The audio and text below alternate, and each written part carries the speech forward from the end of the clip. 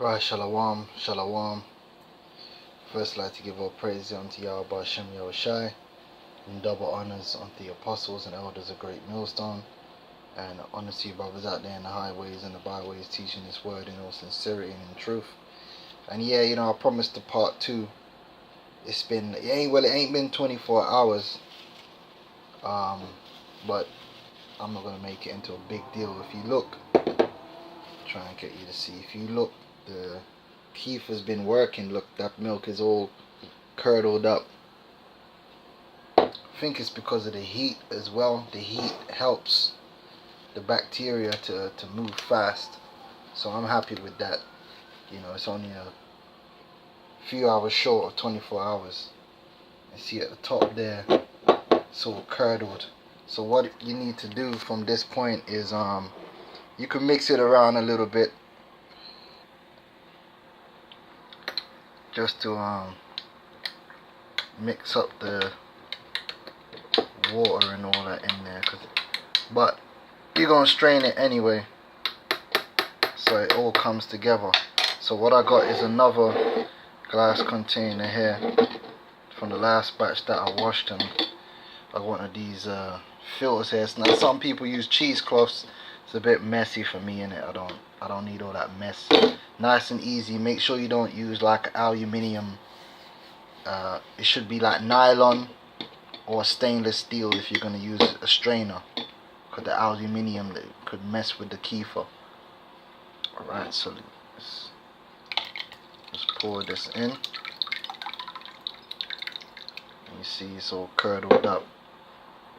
And usually what you gotta do is give it a little bit of shape without pushing it through.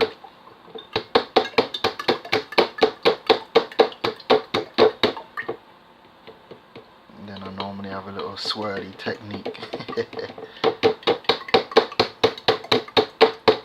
Alright, so let me finish doing this. Right, so I filtered all of it, and as you see, what's left over is man, this camera is terrible.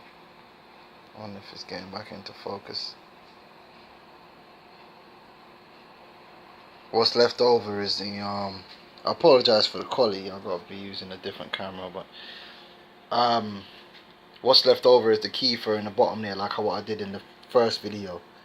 So all you do is you just take that Kefir and you stick it back into another bottle.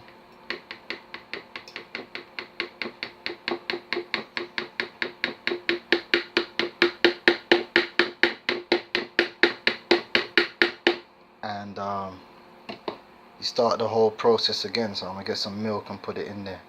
Okay, so I just poured my milk in there with the Kefir grains and starting that process all over again. Alright, so here I got my finished Kefir. Now with this now, you can do whatever you want with it.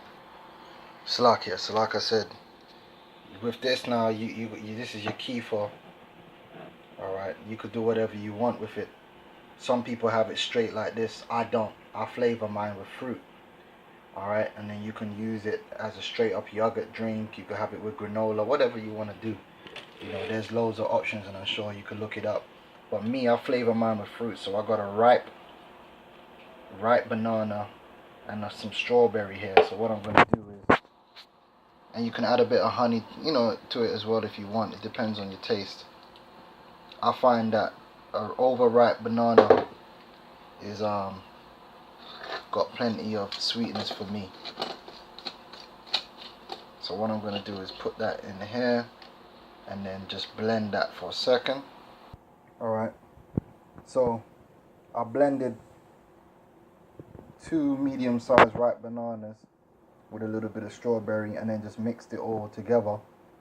And this was for like a liter of Kefir. And so I got a whole liter bottle there, and I got some in this glass right here, which I'm gonna drink now. And I find that's cool.